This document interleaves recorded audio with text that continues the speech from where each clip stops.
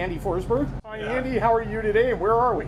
Yeah, we're in Placerville earlier in the season, so things are still kind of green around here, and everybody's still in good moods. We're not really worn down into the ground yet from a long season, but yeah, it's early in the season, and we're all excited to get going. Okay, and so you were off season for a while. How did you keep your mental toughness going? Did you go to Australia with the rest of the guys, or you work on something else? No, I'm just a working guy, so I stay and just work at home. And fortunately for me, I got a really good team behind me, so they do all the work on the race car.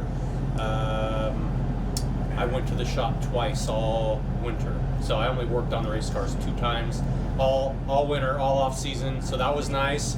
There's an element of it being fun to work on the car and be with the crew, but there's also an element of it's nice not to do anything, right? It's kind of like going camping. Someone takes the motor home to the campsite, sets it all up for you, and you just show up and you camp for a couple of days and you leave. So PHR guys are really good to me, and we're excited to be racing in 26. That's awesome. And I understand when you get done with these races, for those people that follow you occasionally, you do some sort of YouTube broadcast or a web broadcast. What is that? Can you tell us about that? I always do a recap of my own personal night, but me and Sean Becker, the Shark, we do a weekly, I guess we digest the weekend's activities, how he did, how I did, how the event was.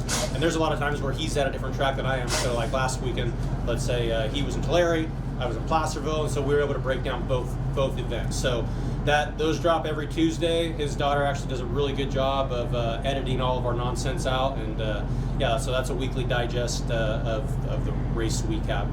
Excuse me.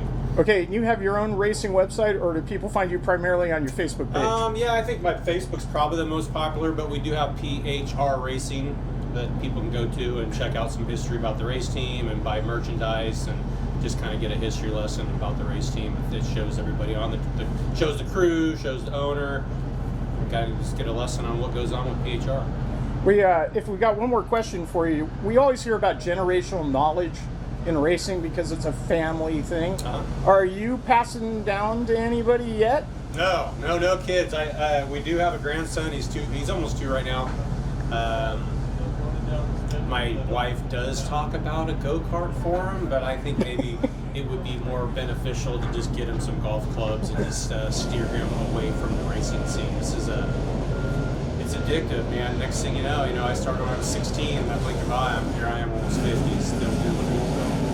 So we'll try to get my grandson involved with golf. Maybe that's the point. All right. Well, that sounds really good. We really appreciate you talking with us today. No problem. Thank you. And if you want to find out more about the music, you can always hear this broadcast and other material on Radio Bob USA. Thanks a bunch.